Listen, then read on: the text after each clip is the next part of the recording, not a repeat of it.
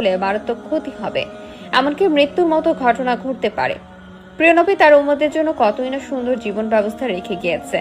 তো চলুন বেশি কথা না বলে জেনে নেই ঘুমানোর সময় কোন দুটি কাজ করা নিষেধ এবং বিজ্ঞানীরা কি প্রমাণ বের করলো প্রিয় নবীর নিষেধ করা এই কাজ দুটি থেকে। চলুন জেনে আসি।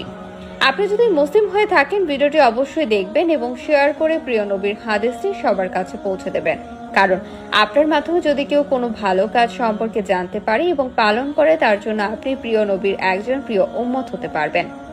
আল্লাহ তাআলা রাতকে সৃষ্টি করেছেন বান্দার ঘুমের জন্য এবং দিনকে সৃষ্টি করেছেন কর্মের জন্য, কিন্তু আমরা অনেকে অভ্যাসগত কারণে মারাত্মক এই ভুল দুটি করে থাকি।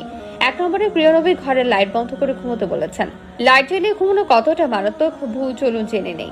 প্রিয় নবী বলেছেন, রাতে আলো জ্বালিয়ে ঘুমালে তোমাদের শরীরের ভিতরে এমন কিছু বিশেষ পার্শ্ব রয়েছে যা কাজ করা বন্ধ করে দেয়, এমনকি মস্তিষ্কে নেতিবাচক প্রভাব পড়ে। বিজ্ঞানীরা বলেছেন, রাতে লাইটের আলো থেকে এক ধরনের আলোক নিঃসরণ হয়, যার ফলে ব্রেন ক্যান্সার হওয়ার সম্ভাবনা থাকে।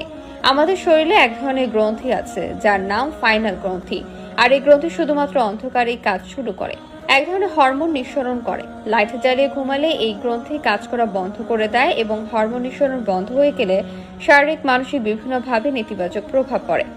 2 নম্বরে প্রিয় নবী হযরত মুহাম্মদ সাল্লাল্লাহু আলাইহি ওয়াসাল্লাম বলেছেন, তোমরা যখন রাতে ঘুমাতে যাবে অবশ্যই ডান কাত হয়ে ঘুমাবে।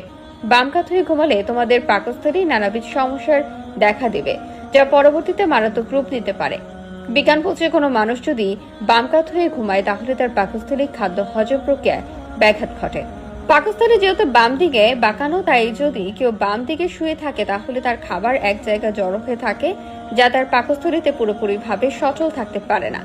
এজন্য খাবারটা ইনস্ট্যান্ট নারীর দিকে যেতে থাকে, অনেক ব্যাঘাত পোহাতে হয়। কোনো ব্যক্তি যদি ডান কাত হয়ে ঘুমায় তাহলে তার খাবার প্যানক্রিয়াসে জমা হয়ে থাকে, যার জন্য খুব সহজেই খাদ্যটি প্যানক্রিয়াস হতে বৃক্কম নালী পর্যন্ত খুব সহজে পৌঁছতে পারে। প্রিয় নবী তার উম্মতের জন্য বেশি কিছু নিষেধ করেনি, যেগুলো নিষেধ করেছেন সেগুলো তার উম্মতের মঙ্গলের জন্য করেছেন। প্রিয় নবীর প্রত্যেকটি কথাই আজকের এই আধুনিক বিজ্ঞান প্রমাণ করে দিচ্ছে। সুবহানাল্লাহ। প্রিয় নবী বলেছেন, তোমরা পেটের 3 ভাগের 1 ভাগ খাও, 1 ভাগ পানি খাও এবং 1 ভাগ খালি রাখো। এতে তোমাদের শরীর সুস্থ থাকবে এবং রোগ থেকে দূরে থাকতে পারবে। বিজ্ঞানীরা একই নিয়মের সাথে মত দিয়েছেন। 3 নম্বর কারণটি হলো বেশি কথা বলা যাবে না। প্রিয় দর্শক, যারা অতিরিক্ত কথা বলে তাদের হায়াত খুব তাড়াতাড়ি ফুরিয়ে যায়, তাই যত কথা কম বলবেন আপনার জন্য ততই ভালো। আল্লাহ আমাদের সকলকে সঠিক বুঝ দান করুক, আমিন।